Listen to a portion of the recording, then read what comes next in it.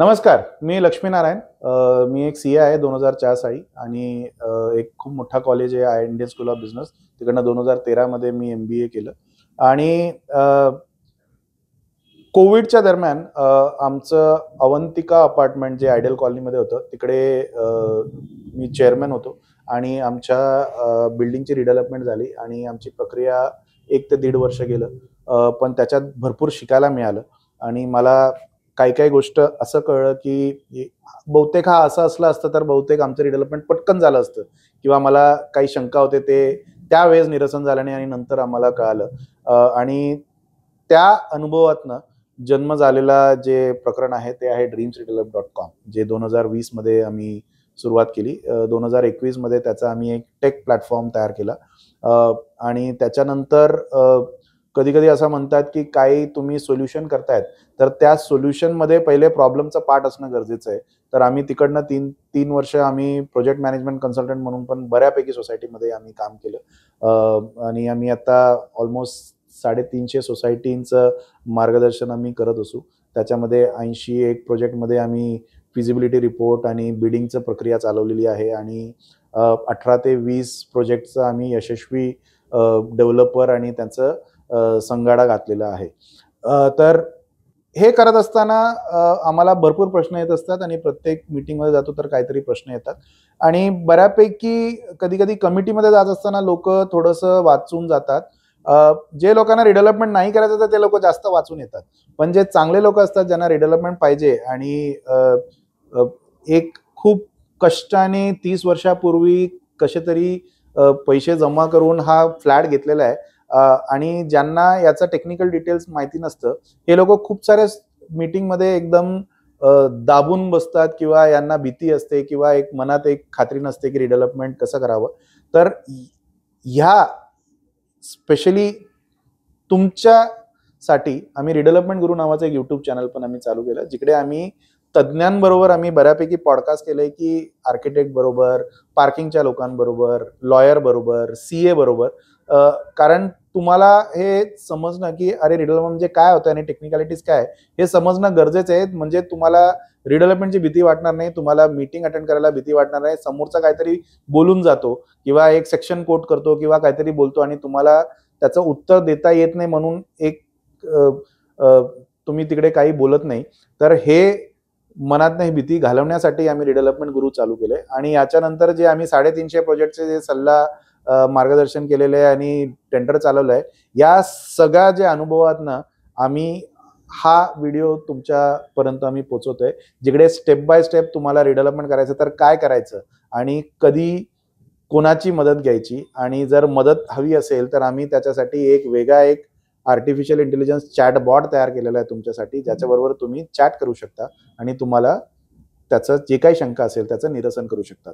तर बघत राहा रिडेव्हलपमेंट गुरु आणि माझं हे ध्येय आहे की तुमच्यापर्यंत पोहोचत जाऊ आणि तुमच्या शंका जे आहे त्याचं सगळ्यांचं निरसन करत जाऊ. आम्ही रिडेव्हलपमेंटमध्ये गेल्या 4 वर्षापासून सोसायटी मेंबर या लोकांबरोबर काम करतोय आणि गेल्या 4 महिन्यामध्ये आम्ही काही पॉडकास्ट आणि काही तज्ज्ञांबरोबर पण आम्ही पॉडकास्ट केलेले आणि या पॉडकास्टच्या कमेंट्समध्ये आणि जेव्हा आम्ही सोसायटीमध्ये जातो आणि मेंबर्सना भेटतो, ओनर्सना भेटतो, तर आम्हाला भरपूर प्रश्न येत असतात आणि आम्हाला असं वाटलं की या प्रश्नांचं आणि या शंकेचं निरसन या रिडेव्हलपमेंट गुरुच्या माध्यमातून करूया.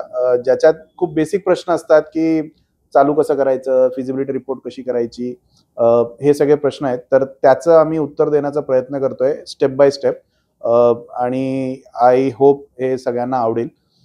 तर पहिला प्रश्न जे आम्ही जनरली येतात, आम्हाला रिडेव्हलपमेंट करायचं, चालू कसं करायचं. तर पहिली गोष्ट तर रिडेव्हलपमेंट करत असताना सोसायटी जर तुम्ही असाल तर 4 जुलै 2019चं गाईडलाईन आहे सेक्शन 79A आणि याच्यामध्ये गाईडलाईनमध्ये दिलेलं आहे की काय काय स्टेप्स करायचे आणि माझ्या मते मी बऱ्याचदा बोललोय की हा खूप सोपा स्टेप बाय स्टेप प्रोसेस आहे.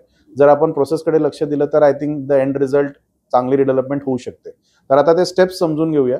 तर पहिला स्टेप चालू कोण करायचं, तर मेंबर्स लोकांनीच हे रिडेव्हलपमेंट प्रक्रिया चालू करायची असते.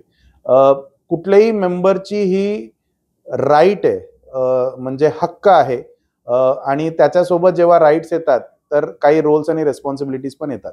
तर आपण या पॉडकास्टमध्ये किंवा या व्हिडिओमध्ये मेंबरचा राईट्स आणि मेंबरचा हक्क हे आपण समजून घेणार आहोत. तर रिडेव्हलपमेंट सुरू करताना पहिला मेंबर म्हणजे काय? कोऑपरेटिव्ह सोसायटी असेल तर तुमच्याकडे शेअर सर्टिफिकेट असेल आणि तुम्ही त्या फ्लॅटचे किंवा शॉपचे किंवा ऑफिसचे तुम्ही ओनर आहात. तुम्ही ओनर असू शकतात, को ओनर असू शकतात, जॉईंट ओनर असू शकतात, पण ते ओनर म्हणजे मेंबर. जर तुम्ही अपार्टमेंटमध्ये असाल तर अपार्टमेंटमध्ये याला आपण ओनर म्हणतो, आणि जर तुम्ही बंगल्यामध्ये राहतात किंवा रो हाऊसेसमध्ये तर ते ओनर. ओके, तर या लोकांची पहिला हक्क आहे की रिडेव्हलपमेंटचं इनिशिएशन करणं. इनिशिएशन म्हणजे काय? की आम्हाला रिडेव्हलपमेंट पाहिजे. याचं कारण वेगवेगळे असू शकतात. लिफ्ट नाहीये, पार्किंग नाहीये, मेंटेनन्स वाढतंय, गळतंय खूप, किंवा आता बिल्डिंग चांगलं दिसत नाहीये, तर काही कारण असू शकतात. म्हणजे स्ट्रक्चरल स्टेबिलिटी नाहीये हाच एक कारण नसावा, तर हे काही कारण असू शकतात. तर जर मेंबर्सना वाटलं की ह्या कारणामुळे आपल्याला रिडेव्हलपमेंट करू शकतो का, तर तुम्ही इनिशिएट करू शकतात. याच्यात फक्त तुम्हाला एक पत्र लिहायचं आहे मॅनेजिंग कमिटीला की आम्हाला रिडेव्हलपमेंट करायची इच्छा आहे आणि आम्हाला तुम्ही रिडेव्हलपमेंटचं प्रक्रिया सुरू करावा, आणि हे पत्र तुम्ही साईन करावा. आता हे पत्र किती मेंबर्सनी द्यावं, तर 20% किंवा 1/5 असे मेंबर्सनी हा पत्र लिहून साईन करून मॅनेजिंग कमिटीला सोपवावं. तर 20% म्हणजे काय? जर 10 मेंबर्स असतील तर 20% हा म्हणजे 2 लोक किंवा 3 लोक हे इनिशिएट करू शकतात. आता सहसा सेक्रेटरी आणि चेअरमॅन पण मेंबर्सच असतात, तर हा कुणीही मेंबर असेल तर हे सुरुवात करू शकतात. आता दुसरा प्रश्न बहुतेक हे येऊ शकतं की चला हे तर कळलं, पण लेटर कसं लिहावं आणि ते लेटरचं काही फॉर्मॅट आहे का? तर याच्यासाठी तुम्ही जर app.dreamsredevelop.com मध्ये जर तुम्ही लॉग इन केलात आणि तुम्ही फक्त तुमचा मोबाईल नंबर टाका, एक OTP येईल, आणि आल्यानंतर खालती राईट हँड साईडच्या बॉटमला एक चॅट बटन दिलेलं आहे. तर त्या चॅट बटनला तुम्ही क्लिक केलात तर आम्ही रिडेव्हलपमेंटसाठी एक AI आर्टिफिशियल इंटेलिजन्स वापरून आम्ही एक चॅटबॉट तयार केलाय. ह्या चॅटबॉटमध्ये जर तुम्ही जसं तुम्ही मेंबर्स बरोबर गप्पा मारतात किंवा आमच्याबरोबर गप्पा मारतात तसं तुम्ही फक्त टाईप केलं we want to initiate redevelopment, can we get a letter, तर त्या लेटरचा फॉर्मॅट चॅटबॉट तुम्हाला ऑटोमॅटिकली देईल. ओके, तर हा लेटर तुम्ही चॅटमध्ये या, त्याला तुम्ही कॉपी पेस्ट करा एक वर्ड डॉक्युमेंटमध्ये, तिकडे तुमचं नाव लिहा आणि साईन करा आणि हे तुम्ही मॅनेजिंग कमिटीला देऊन टाका. तर हा पहिला हक्क मेंबरचा की रिडेव्हलपमेंट सुरू करण्याची प्रक्रिया मेंबरकडनं होते, म्हणजे तुमच्याकडनं होते, आणि हा हक्क तुमचा आहे. आता याच्या पुढे काय? जर रिडेव्हलपमेंटचं आम्ही लेटर लिहिलं आणि मॅनेजिंग कमिटीकडे गेलं, मॅनेजिंग कमिटी म्हणजे सेक्रेटरी असतील, चेअरमॅन असतील, ट्रेजरर असतील. आता तुमचं लेटर गेलं, त्याच्यानंतर कमिटीकडे तुमची लेटर गेली, 1/5 लोकांनी लेटर दिली.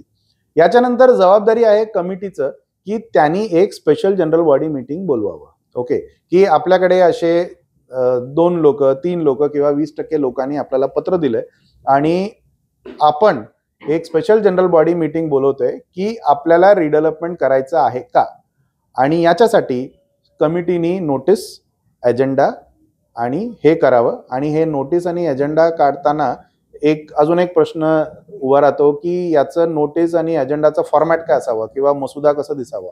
तर याच्यासाठी परत तुम्ही app.dreamsredevelop.com मध्ये जर तुम्ही सेक्रेटरी किंवा चेअरमॅन किंवा तुम्ही एका मेंबर म्हणून पण तुम्ही जर चॅटबॉट बरोबर तुम्ही चर्चा कराल, ओके, तर तुमचा मोबाईल नंबर टाका, OTP टाका, bottom left hand right hand कॉर्नरला तुम्ही ते बटन दाबा, ते चॅटबॉट येईल AI, आणि त्याच्याबरोबर तुम्ही गप्पा मारू शकता आणि त्याला विचारू शकतात की बाबा मला नोटीस काढायचं आहे, तर we want to create notice for calling special general body meeting to initiate redevelopment. तर ते चॅटबॉट ओके तुम्हाला काही न प्रश्न विचारता, जे जनरली लोक विचारतात, पण ते चॅटबॉट तुम्हाला उलट प्रश्न काय विचारणार नाही, ते तुम्हाला एक फॉर्मॅट देईल की या फॉर्मॅटमध्ये तुम्ही नोटीस काढा. आता स्पेशल जनरल बॉडी मीटिंग म्हणजे काय? ओके, म्हणजे आपण जनरली त्याला सर्वसाधारण सभा किंवा साधारण सभा असे वेगवेगळे मीटिंग्स असतात. तर स्पेशल जनरल बॉडी मीटिंग का बोलवावं? याचं कारण असं आहे की 4 जुलै 2019च्या गाईडलाईन प्रमाणे रिडेव्हलपमेंटचे सगळे मीटिंग स्पेशल जनरल बॉडी मीटिंगच असायला पाहिजे. सेकंड, जर तुम्ही मॉडेल बायलॉज कडे बघितलात तर जनरली स्पेशल जनरल बॉडी मीटिंगला 7 दिवसाचा नोटीस लागतं, पण 4 जुलै 2019च्या गाईडलाईन मध्ये स्पेशल जनरल बॉडी मीटिंग बोलवायला तुम्हाला 14 दिवसाचा नोटीस द्यावा लागेल. आणि हे 14 दिवस म्हणजे काय, मी ज्या दिवशी नोटीस देतोय आणि मी ज्या दिवशी मीटिंग बोलवतोय या दोघांमध्ये 14 दिवस असायला पाहिजे, या 2 दिवस वगळून. ओके, म्हणजे जर मी 1 तारखेला जर मी नोटीस काढलं तर 14 म्हणजे 15व्या दिवशी नाही बोलवायचं, 16व्या दिवशी बोलवायचं, म्हणजे 16 तारखेला. ओके, म्हणजे मध्ये 14 दिवस राहील. तर हा स्पेशल जनरल बॉडी मीटिंग तुम्ही बोलू शकता. आता या स्पेशल जनरल बॉडी मीटिंग मध्ये 2 मेजर गोष्ट आहेत जे तुम्हाला काळजी घ्यायची आहे. एक, या मीटिंग मध्ये 2/3 अटेंडन्स पाहिजे, किंवा याला आपण कोरम म्हणतो. कोरम म्हणजे काय, या लोकांनी उपस्थित असलेला पाहिजे. तर 2/3 म्हणजे जर आपण 10 मेंबरची सोसायटी आहे तर 2/3 6.66, आता आपण 0.66 माणसाला तर बोलू शकत नाही, तर 7 लोकांनी तिकडे उपस्थिती पाहिजे. आणि 7 लोकांपैकी जर 51% म्हणजे 5.1, ओके, आपण 5.1 होऊ शकत नाही तर 6 लोक, तर 6 लोकांनी जर मत दिलं की आम्हाला रिडेव्हलपमेंट करायचंय, तर कमिटीची जबाबदारी आहे की ते रिडेव्हलपमेंटला पुढे न्यायचं.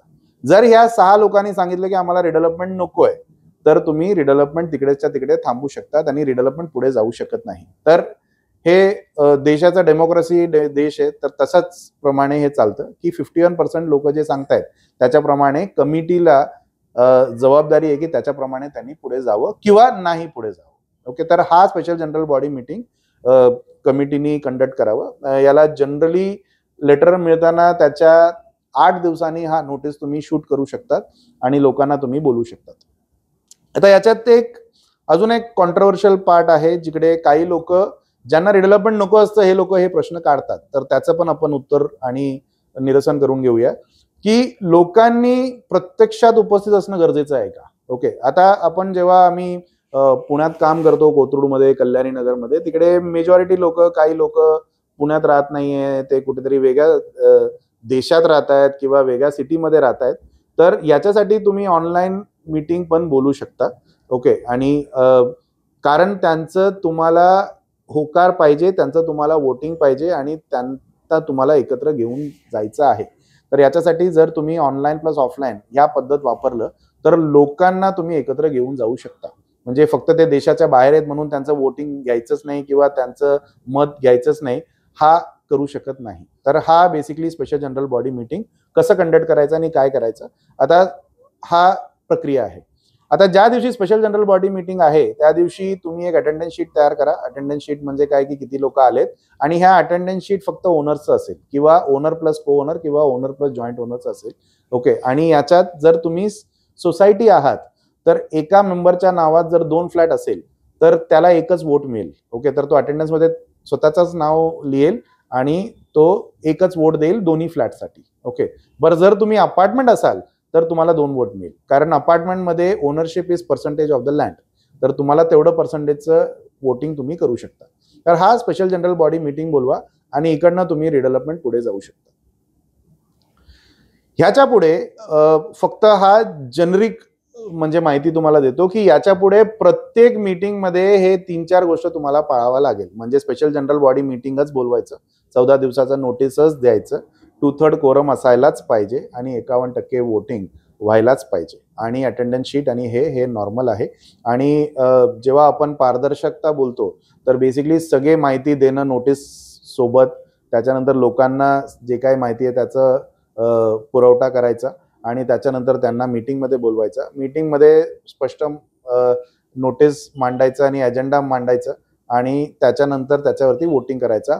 हा सोपा प्रकार आहे. फक्त हा बोलताना बहुतेक सोपा वाटत असेल, मीटिंगमध्ये काय होईल याची थोडीशी कधी कधी आपल्याला कल्पना नसते. तर आमचं खूप ठाम मत आहे की मीटिंगमध्ये जे अजेंडा आहे त्या अजेंडा बाबतीतच बोलायचं, अजेंडाला सोडून कुठेतरी पुढे जायचं हा अलाव करायचं नाही. आणि आय थिंक याची मेजर जबाबदारी सेक्रेटरी आणि चेअरमॅन वरती येतो. तर सेक्रेटरी चेअरमॅन ला एक खूप मोठा रोल इकडे प्ले करावा लागतं आणि आय थिंक ते कठीण आहे, कारण तुमच्यावरती टीका होईल, तुमच्यावरती चर्चा होईल, तुम्हाला लोक काहीतरी बोलतील, पण आपल्याला हे जे प्रोसेस आहे ते चालवायचं. तर हा झाला प्रोसेस काय चालवायचा. याच्यानंतर काय करायचं, तर जनरली 4 जुलै 2019च्या सर्क्युलरमध्ये लिहिलेलं आहे की एक पीएमसी किंवा आर्किटेक्टला तुम्हाला नेमायचंय. तर जनरली आर्किटेक्टचं काम इकडे काय असेल, तर आर्किटेक्ट तुम्हाला आत्ताच्या नियमाप्रमाणे सांगू शकतो की किती बांधकाम आपण करू शकतो, किती सेलेबल एरिया काढू शकतो, किती कार्पेट एरिया काढू शकतो, आणि त्याच्यासाठी आर्किटेक्टची फिजिबिलिटी हा खूप गरजेचा आहे. पण आर्किटेक्टच्या फिजिबिलिटी सोबत तुम्हाला एक फायनान्शियल फिजिबिलिटी पण करावं लागतं, किंवा त्याला कमर्शियल फिजिबिलिटी, की याच्यात खर्च किती लागेल, आकडे किती असतील, पैसे किती लागतील, टॅक्सेस काय लागतील, जीएसटी आहे का, स्टॅम्प ड्युटी आहे का. तर म्हणून ते फिजिबिलिटी याला आपण टेक्नो कमर्शियल फिजिबिलिटी म्हणतो. म्हणजे टेक्निकल डिझाईन, पार्किंग, मार्जिन, किती मजले बांधायचे, हा आर्किटेक्चरल स्कोपमध्ये येतो. आणि आकडे, खर्च किती येणार, टॅक्सेस किती लागणार, आपल्याला खर्च किती करायचा आहे, कॉस्ट काय असेल, हा फायनान्शियल फिजिबिलिटी होतो. तर हा दोघांचं समावेश असलेला फिजिबिलिटी रिपोर्ट आपल्याला बघायचा आहे. आता कधी कधी खूप सारे लोक म्हणजे स्वतः पण अभ्यास करतात की अरे आपण बघूया फिजिबिलिटी काय आहे, कारण जनरली आकडे माहिती असतात की FSI एवढं अवेलेबल आहे. आणि काही ठिकाणी जिकडे बऱ्यापैकी रिडेव्हलपमेंट चालू आहे तिकडच्या आजूबाजूच्या लोकांना माहिती असतं. पण जर तुम्हाला माहिती नसेल आणि याच्यासाठी तुम्ही जनरली मीटिंगमध्ये जातात आणि थोडंसं तुम्हाला अवघडतात की नाही मला ते सगळं टेक्निकॅलिटीज माहिती नाही आहे, तर तुमच्यासाठी आम्ही घेऊन आलो आहेत एक फिजिबिलिटी रिपोर्ट जे तुम्ही फ्री ऑफ कॉस्ट तुम्ही करू शकता. तर तुम्हाला जायचं आहे www.dreamsdevelop.com मध्ये. तिकडे तुम्ही कॅल्क्युलेट म्हणून एक बटन आम्ही दिलेलं आहे. तर कॅल्क्युलेट बटन तुम्ही दाबलात तर तुम्हाला एक फिजिबिलिटी रिपोर्ट, आत्ताच्यासाठी ते फक्त पुणे आणि नाशिक आम्ही कव्हर करतोय, पण लवकरच आम्ही अख्खा महाराष्ट्रासाठी तुम्हाला घेऊन येतोय. तर याच्यात जर तुम्ही 5 ते 6 आकडे जर तुम्ही टाकलं जे तुम्हाला माझ्या मते माहिती असेल, तर ते एंडमध्ये तुम्ही जर मोबाईल नंबर आणि OTP टाकलात तर त्याच्यात तुम्हाला 2 गोष्टी तुम्हाला क्लिअर कट तुम्हाला मिळेल. एक आहे की सेलेबल एरिया आपण इकडे किती काढू शकतो, आणि दुसरं आहे की तुम्हाला किती टक्केपर्यंत वाढ तुम्हाला मिळू शकते. कारण अल्टिमेटली एक मेजर कॉम्पोनंट जे रिडेव्हलपमेंटमध्ये आहे की माझं आत्ताचं घर किती वाढेल. ओके, तर हा आकडा तुम्हाला तिकडे मिळेल आणि हे तुम्ही आमच्या dreamsdevelop.com मध्ये फ्री ऑफ कॉस्ट करू शकता. तुम्हाला कोणाचीही मदत घेण्याची गरज नाहीये. आणि हे तुम्ही मीटिंगमध्ये जात असताना जेव्हा तिकडे बऱ्यापैकी टेक्निकल गोष्ट बोलतात आणि कधी कधी लोकांना हे एक भीती असते की अरे आपल्याला हे सगळं कळणार नाही, त्यांच्यासाठी तुम्ही हे बिंदास्त वापरा आणि तुम्हाला फिजिबिलिटी आणि काय मिळणार आहे याचं तुम्हाला थोडंफार कल्पना देत जाईल. हा झाला नॉर्मल फिजिबिलिटी आणि याच्यात फक्त 2च आकडे आपण बोलतोय. जर तुम्हाला अजून मेजरली म्हणजे डिटेल्ड रिपोर्ट जर तुम्हाला हवं असेल तर तुम्ही app.dreamsdevelop.com मध्ये गेलात आणि मोबाईल नंबर आणि OTP टाकलं तर वरती तुम्हाला एक डिटेल्ड फिजिबिलिटी नावाची एक तुम्हाला लिंक दिसेल. ते तुम्ही क्लिक करा. फक्त फ्री वाल्यामध्ये तुम्हाला 5 ते 6 आकडे टाकायचे आहे आणि डिटेल फिजिबिलिटी तुम्हाला 21 आकडे टाकायचे. जर तुम्हाला कॉन्फिडन्स आहे की हे 21 आकडे तुम्ही टाकू शकता तर तुम्ही स्वतःहून ते फिजिबिलिटी रिपोर्ट क्रिएट करून तुमच्या मेलमध्ये येईल. ओके, त्याचं चार्जेस आहेत ज्या डिटेल फिजिबिलिटीमध्ये तुम्हाला दिसेल, पण एवढं नाही आहे की तुम्हाला घरासाठी खर्च करू शकत नाही. तर आम्ही ते खूप म्हणजे स्वस्त दरात आम्ही ते तुम्हाला मिळवून दिलेले आहे. आणि जर तुम्हाला ते 21 आकडे माहिती नसेल तर आमचं वेबसाईट आणि आमचे मेल ID आणि मोबाईल नंबरवर तुम्ही कॉल केला तर आमचं टीम तुम्हाला ते त्याच्या संदर्भात जे काही माहिती आहे ते तुम्हाला देईल आणि ते तुम्ही त्यांच्याबरोबर करून तुमची फिजिबिलिटी रिपोर्ट तुम्ही चेक करून घेऊ शकतात. आणि हा एक डिटेल रिपोर्ट आहे. याच्यात सगळे आकडे सकट तुम्हाला मिळेल. कॉस्ट, प्रॉफिट, आपल्याला अप्रुव्हल किती येईल, भाडं किती मिळणार आहे वगैरे वगैरे, आणि हे तुम्ही वापरू शकता. तर हा आहे डिटेल फिजिबिलिटी रिपोर्ट. याचा जरूर लाभ घ्यावा. आणि आय थिंक जेव्हा आपण स्वतःच्या घराबद्दल आपण बोलतोय तर घराचं फायनान्शियल व्हॅल्यू तर असतोच, पण इमोशनल व्हॅल्यू जास्त असतो. तर आपल्या घराला काय बरोबर मिळेल आणि काय फेअर रिडेव्हलपमेंट मिळेल याची तुम्ही माहिती डिटेल फिजिबिलिटी मध्ये करू शकता. आता अजून एक म्हणजे कधी कधी मेंबर्स पण येतात आणि कमिटी पण येते आमच्या बरोबर, सेक्रेटरी येतात, चेअरमॅन येतात याला. तर आम्ही अजून एक आय थिंक खूप महत्वाचं गोष्ट आम्ही चालू करत आहोत. ते आहे, याचं नाव आम्ही ठेवलेलं आहे रिडेव्हलपमेंट टूल किट. ओके, तर बेसिकली तुमचं आता सुरुवातीपासून पुढचे 1 वर्ष 1.5 वर्ष तुम्हाला काय काय करावं लागेल याचा अख्खं टूल किट, म्हणजे याच्यात नोटिसेस झाले, त्याच्यानंतर अग्रीमेंट झाले, फिजिबिलिटी झालं, त्याच्यानंतर फॉर्मॅट झाले, याचं अख्खं टूल किट आम्ही तुम्हाला मिळवून देणार आहे. ते पण आय थिंक जे काय मार्केटमध्ये आम्ही बघितलंय, कारण आम्ही पण काम करतोय, तर या सगळ्यांपेक्षा स्वस्त दरात अख्खं रिडेव्हलपमेंट टूल किट. याच्यासाठी फक्त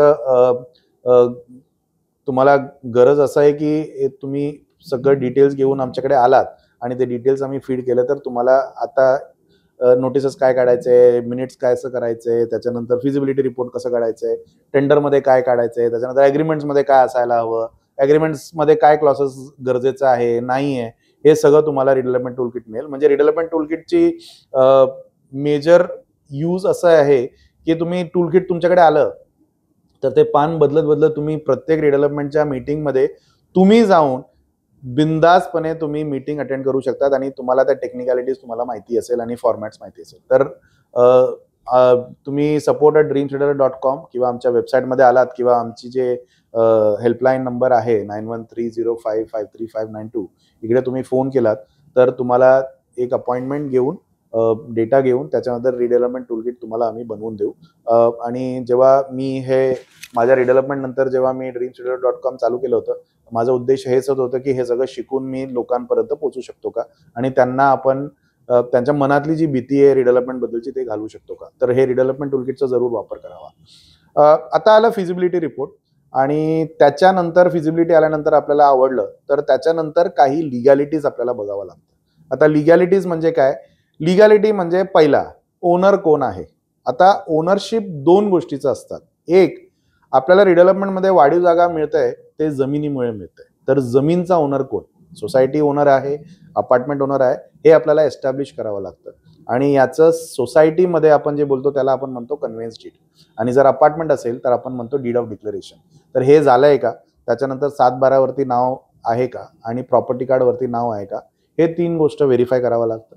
जेव्हा तुम्ही फ्लॅट संदर्भात बोलतात तर फ्लॅटचं ओनरशिप तुमच्या नावाने आहे का, म्हणजे सूची क्रमांक 2 किंवा इंडेक्स 2 तुमच्या नावाने आहे का, किंवा कधी कधी कारण 30 वर्ष जुनी आहे तर आई वडिलांच्या नावावर होतं ते आता नाहीये आणि सक्सेशन झालं नाहीये, असे काही प्रकरण आम्ही बघतो. तर जनरली एक लिगल हे म्हणजे लिगलचं मेजर काम आणि लॉयरचं मेजर काम आहे की त्यांनी सगळं हे व्हेरीफाय करावं आणि तुम्हाला एक रिपोर्ट द्यावं ज्याला आपण डिलिजन्स रिपोर्ट म्हणतो की जमीन सोसायटीच्या नावाने आणि सोसायटी रिडेव्हलपमेंट करू शकते आणि फ्लॅट यांच्या नावाने आणि हे रिडेव्हलपमेंटसाठी साईन करू शकतात. तर हा बेसिकली लिगल ड्यू डिलिजन्सचा रिपोर्ट आहे आणि याच्यासाठी तुम्हाला काही मदत लागलं तर परत तुम्ही support@dreamcitadel.com किंवा वेबसाईटमध्ये किंवा आमच्या हेल्पलाईन नंबर इकडे तुम्ही संपर्क साधू शकतात. याच्यासाठी जे काही मदत लागेल आमच्याकडे बऱ्यापैकी चांगले आर्किटेक्ट्स आणि लॉयर्स बरोबर आम्ही काम करतो. तर याच्यातले आय एम व्हेरी शुअर की आमचे लॉयर्स तुम्हाला मदत करतील. एकदा ते झाल्यानंतर मग येतं टेंडरचा प्रोसिजर. टेंडरचा प्रोसिजर म्हणजे काय की आपण डेव्हलपरांना सांगतो की तुम्ही या आणि आम्हाला प्रपोजल द्या. आता प्रपोजल म्हटलं तर लोकांना वाटतं रिडेव्हलपमेंटमध्ये फक्त पर्सेंटेज. तर हा पर्सेंटेज हाच एक मुद्दा नाही आहे, त्याच्यात बऱ्यापैकी मुद्दे आहेत.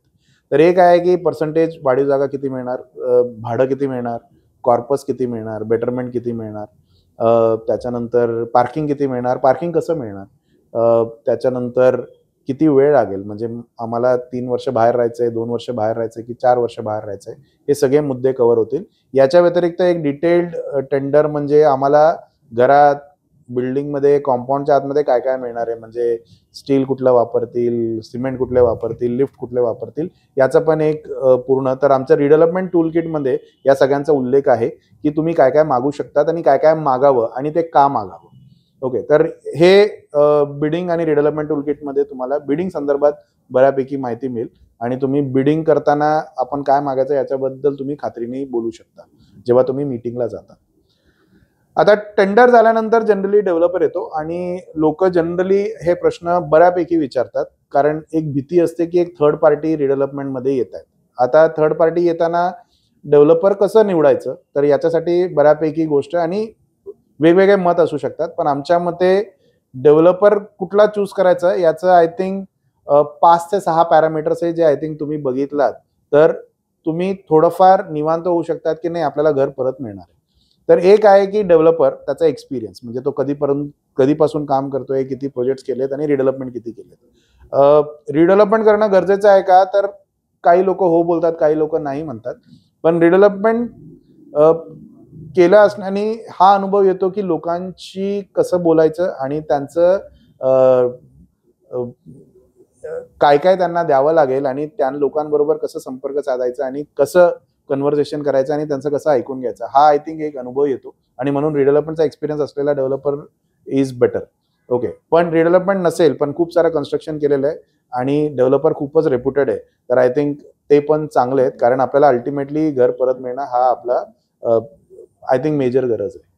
आणि हा फर्स्ट आहे एक्सपिरियन्स. दुसरा आहे की डेव्हलपरकडे पैसे आहेत का. ओके, आता हे कसंच आपण जज करू शकतो, बॅलन्स शीट, इन्कम टॅक्स आणि हे सगळं आहे, पण इन जनरल त्यांनी आतापर्यंत 5 वर्षात 6 वर्षात किती डिलिव्हरी केलेली आहे, किती सेल्स केलेले आहे, हे आपण त्यांच्याकडनं माहिती घेऊ शकतो आणि आपणही क्रॉस व्हेरीफाय करू शकतो. तर त्याच्याकडे पैसे आहेत की नाही हा आपल्याला थोडासा मुद्दा कळतो.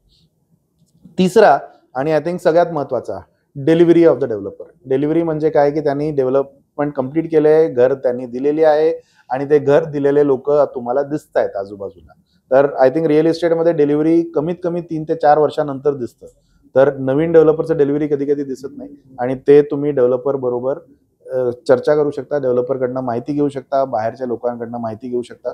हा बेसिकली आपण जेव्हा मुलगी देतो तेव्हा आपण मुलाबद्दल जेवढं आपण विचारपूस करतो तेवढंच विचारपूस डेव्हलपर बरोबर करणं आय थिंक माझ्या मते खूप गरजेचं आहे. तर बेसिकली त्यांनी कुठे बांधलेत, त्या लोकांबरोबर चर्चा करणं, त्यांचे कोणी पार्टनर असतील, त्यांचे बँकवाले असतील, त्यांचे सीए असतील, त्यांचे आर्किटेक्ट असतील, यांच्याबरोबर पण तुम्ही बोलू शकता आणि आय थिंक ते माहिती घेणं खूप गरजेचं आहे की यांची क्रेडिबिलिटी कशी आहे. चौथा आय थिंक अनदर पॉइंट जे लोक थोडंसं चिंता असते, एक आहे की यांच्या अगेन्स्ट केसेस काय चालू आहे का आणि ते केसेस कसल्या प्रकारचे आहेत, म्हणजे कंझ्युमर कंप्लेंट्स आहेत, रेरा कंप्लेंट्स आहेत, सिव्हिल केसेस आहेत, क्रिमिनल केसेस आहेत. तर हे आय थिंक जाणून घेणं गरजेचं आहे. म्हणून एक चांगला लॉयर असणं जे तुम्हाला लिगल डिलिजन्स डेव्हलपर बरोबर करून देईल हा पण खूप गरजेचा आहे. ओके, तर हा 4 गोष्ट जर तुम्ही एका डेव्हलपर बद्दल बघितलं.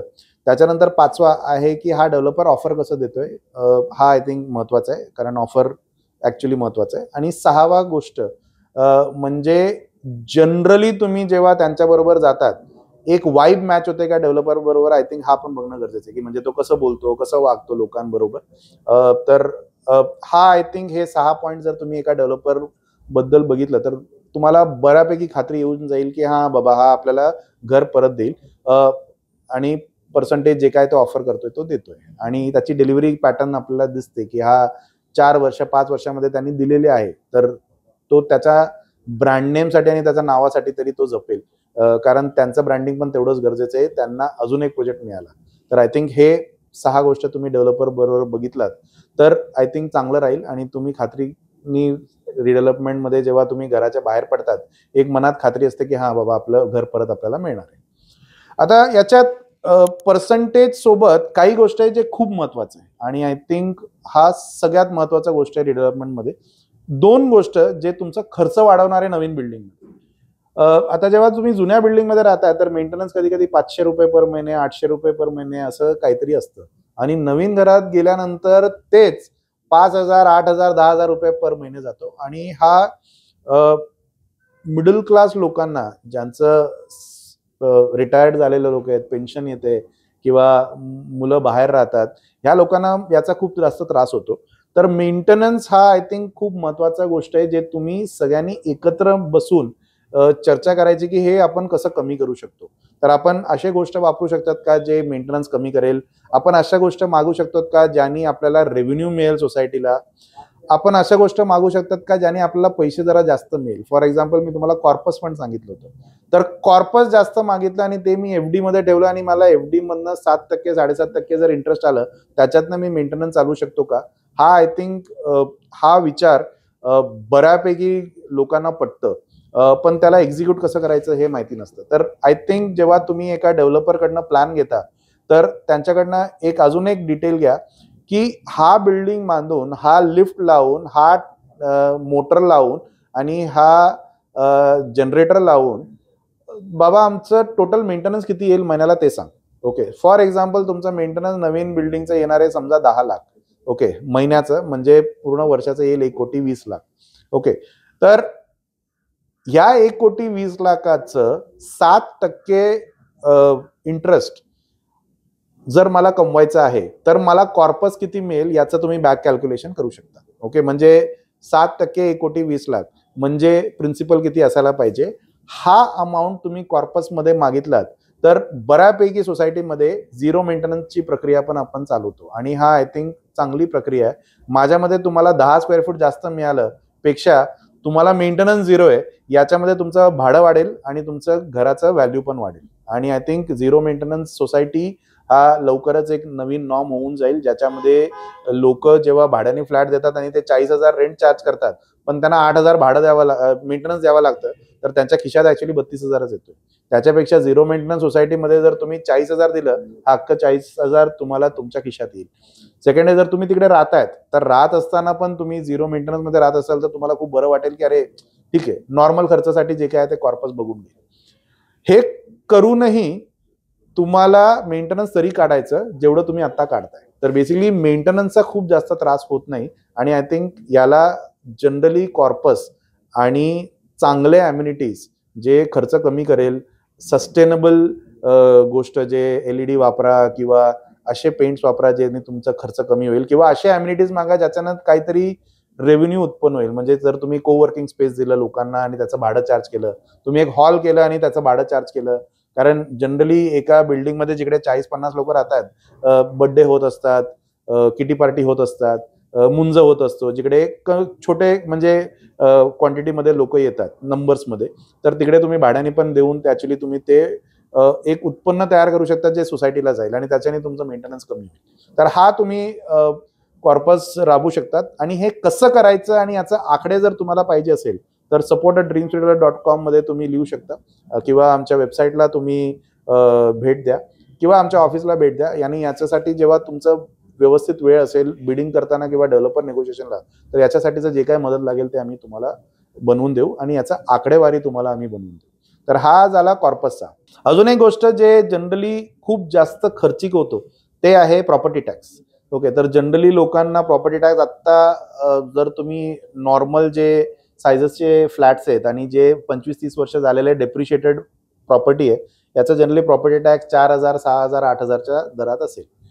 जेव्हा हे रिडेव्हलपमेंट जातं आणि नवीन बिल्डिंग येतं, तर व्हॅल्यू ऑफ द प्रॉपर्टी नवीन प्रमाणे होतं. ओके, आणि जनरली प्रॉपर्टी टॅक्स आमचं आतापर्यंत जे काही अनुभव आहे ते 8 ते 15 पट वाढतं.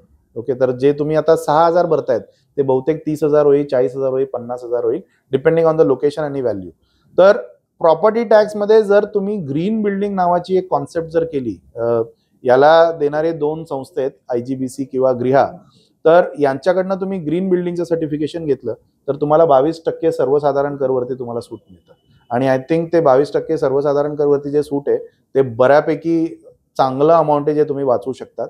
आणि जर एका बिल्डिंगमध्ये 40 लोक राहत आहेत, तर 40 लोकांचं ते 22%चं जे डिस्काउंट आहे, हा आकडा जर तुम्ही पुढचं 30 वर्षासाठी घेतलात तर हा खूप मोठा आकडा आहे. तर हा प्रॉपर्टी टॅक्ससाठी पण खूप उपयोगी पडतो आणि तुमच्यासाठी अल्टिमेटली उपयोगी पडतो. जर प्रॉपर्टी टॅक्स आपण कसं अजून वाचू शकतो याच्या संदर्भात काही तुम्हाला जर आकडेवारी किंवा ॲडवाईस पाहिजे असेल, तर आम्हाला लिहा support@dreamsbuilder.com मध्ये, किंवा तुम्ही आमच्या वेबसाईटमध्ये किंवा आमच्या हेल्पलाईन नंबरमध्ये तुम्ही जर केलात तर तुमचं डिटेल सकट, कारण ते स्पेसिफिक असतं. म्हणजे मी जनरिक बोलू शकत नाही की सोसायटीमध्ये असे वाचू शकतो, पण तुमच्या केससाठी जे काय आहे याच्यासाठी आपण आकडेवारी आणि ॲडवाईस तुम्हाला नक्की आम्ही देऊ. आणि याच्यासाठी जे काही आर्किटेक्ट किंवा लॉयर किंवा जे लागतील यांचं पण आम्ही तुम्हाला ॲडवाईस देण्याचा प्रयत्न करू. तर याचं तुम्ही जरूर काळजी घ्यावा.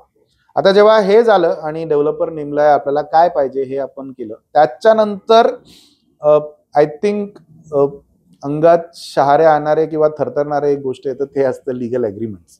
ओके, आणि ॲग्रीमेंट्स हा म्हटला तर जे लोक लॉची संबंधित आहेत बहुतेक त्या लोकांना वाटत असेल की हा रोजचाच आहे, पण जे नॉर्मल लोक आहेत ते ॲग्रीमेंट म्हटलं की थोडंसं घाबरतात की अरे याच्यात खूप लिगल गोष्टी असेल, याच्यात खूप सारे गोष्टी असतील, खूप इंग्लिश असतं, किंवा अशी गोष्ट लिहित असतील जे आपल्याला माहितीच पडणार नाही किंवा आपल्याला समजणारच नाही.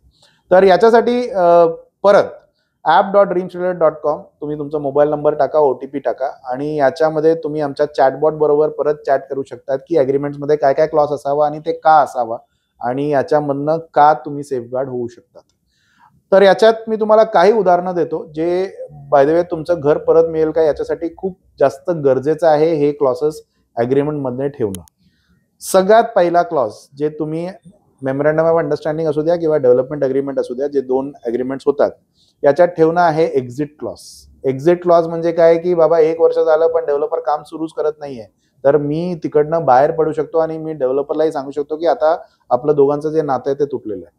ओके, आणि मी एक नवीन डेव्हलपरला पकडून मी परत पुनर्विकसन चालू करू शकतो. कारण तिकडे एक एक्झिट क्लॉज नसेल तर तो डेव्हलपर बाहेर जाणार नाही, कारण एक्झिटच नाहीये आणि आपण हे डिफाईनच केलं नाही. तर आय थिंक हा खूप महत्वाचा क्लॉज आहे जे अग्रीमेंटमध्ये असायलाच पाहिजे. सेकंड क्लॉज जे आम्ही आमच्या अनुभवाप्रमाणे खूप जास्त गडबड झाली आहे तिकडे आहे की टाइमलाईन काय असायला पाहिजे, म्हणजे मी कधी काय करणार आणि आमची जबाबदारी काय आणि डेव्हलपरची जबाबदारी काय, आणि याच्यात दोघांकडनं जबाबदारी अग्रीमेंटमधनं असणं गरजेचं आहे. म्हणजे एकाच माणसाची जबाबदारी डिफाईन करायचं आणि दुसऱ्याचं नाही करायचं ते चुकीचं आहे, कारण कधी कधी सोसायटीकडनं पण वेळ लागतो, कधी कधी डेव्हलपरकडनं पण वेळ लागतो.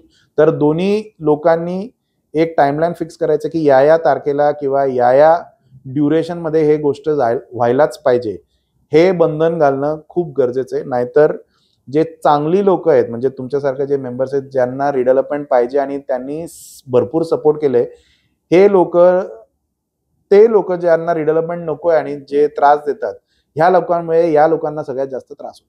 तर म्हणून हा क्लॉज असणं खूप गरजेचं आहे. आणि याच्यामध्ये जर या वेळेस झालं नाही तर काय होणार हे पण मेन्शन करणं खूप गरजेचं आहे. तर हा सेकंड क्लॉज असेल जे आय थिंक खूप गरजेचं आहे.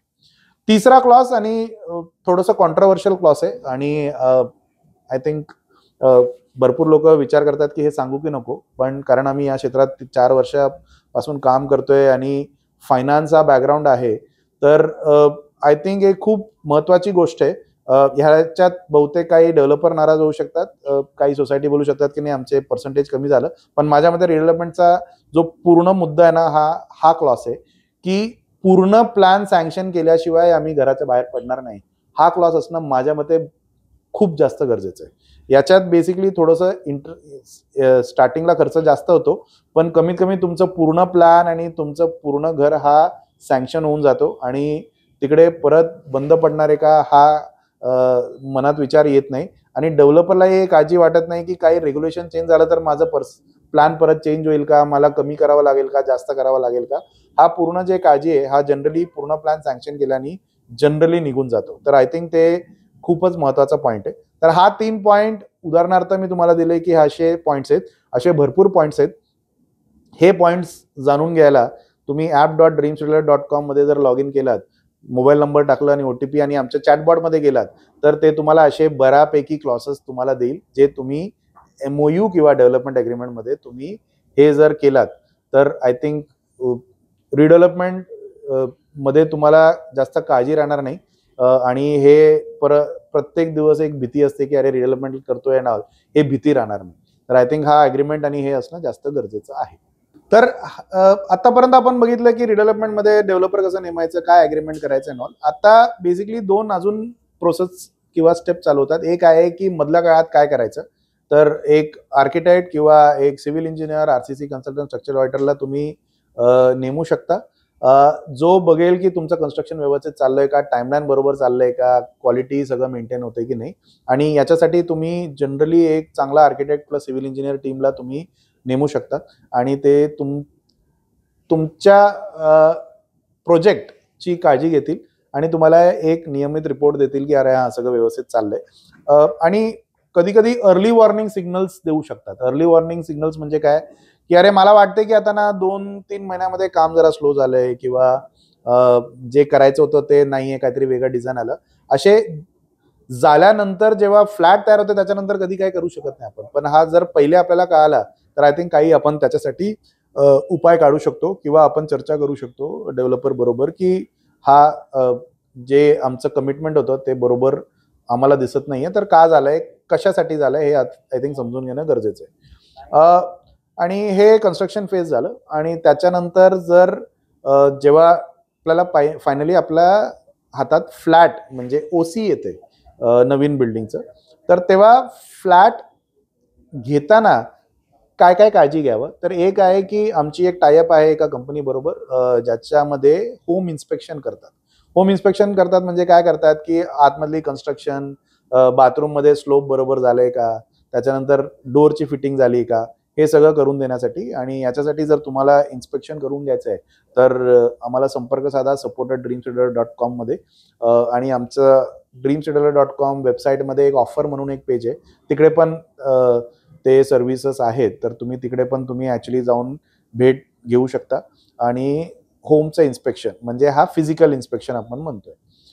दुसरा जे प्रकरण आहे हँड टेक ओव्हर करताना ते आहे की आपले डॉक्युमेंट सगळे आपल्याला मिळालेत का. डॉक्युमेंट्स म्हणजे काय की नवीन घराचं इंडेक्स 2 किंवा कन्व्हेन्स जे परत केलेले आहे किंवा नवीन कमिटी फॉर्म केल्यानंतर हे सगळं जे आहे याच्यासाठी पण एक लॉयर सर्व्हिसेस लागेल, जे आहे की आपल्या घराचं आत्ताचं जे कागदपत्र आहे ते व्यवस्थित आपल्याकडे आहे की नाही. तर टेक ओव्हर करताना बेसिकली हे 2 गोष्टीचं तुम्ही काळजी घ्या. एक आहे की घर घेताना फिजिकली घर जे काही कमिट केलं होतं ते आम्हाला मिळालंय की नाही, आणि लिगल डॉक्युमेंट जे काही आहे. कारण आता रिडेव्हलपमेंट जेव्हा तुम्ही सुरू करतायत तेव्हा बहुतेक तुम्हाला मेजॉरिटी लोकांना कळत असेल की डॉक्युमेंट्स बरोबर नसल्याने काय प्रॉब्लेम्स होतो. तर हा प्रॉब्लेम परत रिपीट न करता आपण आत्ताच्या तारखेला जे काही डॉक्युमेंट्स पाहिजे, प्रॉपर्टी कार्ड, मग सँक्शन प्लॅन, मग MEP ड्रॉइंग, की इलेक्ट्रिसिटी लाईन कुठून जातोय, प्लंबिंग लाईन कुठून जातोय, हे सगळं व्यवस्थित डेव्हलपरकडनं घेऊन. आणि ती एक क्षण असते जिकडे ॲक्च्युली जे पूर्ण कन्स्ट्रक्शन रेस्पॉन्सिबिलिटी आणि लायबिलिटी सोसायटीच्या लोकांना आणि सोसायटीच्या कमिटीवरती येतं. तर हा टेक ओव्हर खूप चांगल्या पद्धतीने घ्यावं याची काळजी घेणं खूप गरजेचं आहे प्रत्येक मेंबरनी. आणि याच्यासाठी काही लागत असेल तर आम्हाला लिहा support@dreamsettler.com किंवा www.dreamsettler.com मध्ये तुम्ही जर भेट दिली तर तिकडे याच्याबद्दलचं जे काही माहिती आहे ते तुम्हाला मिळेल. तर हा एक पूर्ण रिडेव्हलपमेंटची प्रक्रिया, म्हणजे जेव्हा तुमच्या मनात येतं की रिडेव्हलपमेंट करायचं का, आणि तिकडनं घर मिळेपर्यंतचा प्रोसेस आम्ही समराईज करायचा प्रयत्न केले आणि त्याच्यात काय काय काळजी घ्यायचं आणि तुमचं काय हक्क आहे हे समजवण्याचा प्रयत्न केलेला आहे. मला खात्री आहे की रिडेव्हलपमेंटचे प्रश्न 45 मिनिटात किंवा 1 तासात संपत नाही, कारण रोज काही ना काहीतरी प्रश्न येत असतात.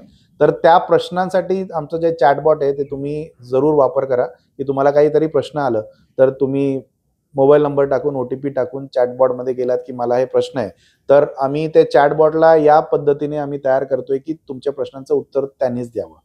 आता कधी कधी चॅटबॉट बरोबर चर्चा करणं तुम्हाला कितपर्यंत आवडेल किंवा तुम्ही तेवढं फ्लुएंट आहात का, हा एक प्रश्न येतो. तर आमच्याकडे अजून एक आम्ही एक तयार केलंय ज्याला आपण म्हणतो रिडेव्हलप फोरम. ओके, तर एका सोसायटीमध्ये तुमच्या सोसायटीमध्ये काहीतरी झालं आणि असं नसेल की काही सोसायटीमध्ये झालं नाही आणि तुमचं युनिक प्रॉब्लेम आहे, तर कुठे ना कुठेतरी झालं असेल, तर आमच्या फोरममध्ये जर तुम्ही प्रश्न टाकलात तर तुमच्याच सारखं सोसायटीचे मेंबर ज्यांनी हे प्रॉब्लेम सॉल्व्ह केलं असेल काही पद्धतीनं किंवा काहीतरी नवीन पद्धतीनं, ते लोक तुम्हाला उत्तर देऊ शकतात की बघा आमच्याकडे पण झालं होतं पण आम्ही असं याला सॉल्व्ह केलं. ओके, किंवा तुम्ही एकामेकाशी संपर्क करू शकतात की बाबा याच्यात आम्ही अडकलोय किंवा हा आम्ही प्रश्न आहे मनात, तर हे तुम्ही विचारू शकतात. आणि तुमच्याच सारखं जे चांगले मेंबर्स आहेत जे रिडेव्हलपमेंट प्रक्रियेतनं गेलेले आहेत किंवा जात आहेत, हे तुम्हाला उत्तर देऊ शकतात. तर याच्यासाठी परत तुम्ही मोबाईल नंबर आणि OTP टाकून app.dreamsettler.comच्या आतमध्ये आलात तर वरती एक फोरम नावाची एक बटन आहे, त्याला क्लिक करून तुम्ही फोरम तिकडे करू शकतात. या फोरममध्ये तुम्ही एक नवीन लिंक पण तयार करू शकतात. फॉर एक्झाम्पल आम्ही ऑलरेडी तयार करून ठेवलंय Pune redevelopment forum, Nashik redevelopment forum. तर उद्या जर साताऱ्यातनं रिडेव्हलपमेंट आलं तर तुम्ही सातारा रिडेव्हलपमेंट फोरम असं काही करू शकतात. हे करण्याचं कारण असं आहे की काही काही ठिकाणी तिकडचं एक युनिक प्रॉब्लेम असू शकतात. तर काहीतरी नाशिकचे प्रॉब्लेम असेल जे बहुतेक पुण्यात नसेल किंवा पुण्याचा प्रॉब्लेम असेल ते नाशिक, ते त्या फोरममध्ये करावं. आणि जे जनरिक येते ते रिडेव्हलपमेंट फोरममध्ये तुम्ही टाकलात तर आय थिंक तुम्हाला तुमच्याच सारख्या लोकांकडनं बहुतेक मिळेल किंवा काही तज्ज्ञांकडनं पण तिकडे येऊ शकतात किंवा आमच्याकडनं पण तुम्हाला येईल. तर जनरली रिडेव्हलपमेंटमध्ये जेव्हा शंका येतो तेव्हा निरसन होणं खूप गरजेचं आहे. नाहीतर एक मनात राहते की अरे हे शंका होती पण कधी सॉल्व्ह झालंच नाही. तर तेव्हाच्या तेव्हा सॉल्व्ह करण्यासाठी हा चॅटबॉट आणि फोरम आम्ही तयार केलेला आहे. जसं मी बोललो की रिडेव्हलपमेंटमध्ये 1 तासात सगळे शंकाचं निरसन होऊ शकत नाही, ज्याची आम्हाला जाणीव आहे. तर तुम्ही कमेंटमध्ये जरूर लिहा की आम्ही कुठलं टॉपिक किंवा तुम्हाला आता कुठे अडचण आली आहे, आणि आम्ही हा रिडेव्हलपमेंट गुरुचा प्रयत्न हाच असेल की लोकांचं शंकाचं निरसन किंवा त्यांना आता काय करायचंय किंवा नेक्स्ट ऍक्शन काय घ्यायचं आहे याचं आम्ही पूर्तता करायची प्रयत्न करतोय. सो रिडेव्हलपमेंट गुरु बघत राहा, सबस्क्राईब करा, आणि तुम्हाला जे काही असेल प्रश्न किंवा तुमचं अजून काही कमेंट असेल किंवा आम्ही अजून काही करू शकतो रिडेव्हलपमेंट गुरुच्या माध्यमातून, तर ते तुम्ही नक्की लिहा आमच्या कमेंटमध्ये आणि आम्ही काळजी घेऊ की प्रत्येक कमेंट आम्ही वाचू आणि त्याच्याप्रमाणे तुम्हाला पुढचे पॉडकास्ट किंवा पुढचे व्हिडिओज तुम्हाला दिसत राहतील. तर रिडेव्हलपमेंट गुरु बघत राहा. CA लक्ष्मीनारायण, प्रवक्ता ड्रीम्स रिडेव्हलप.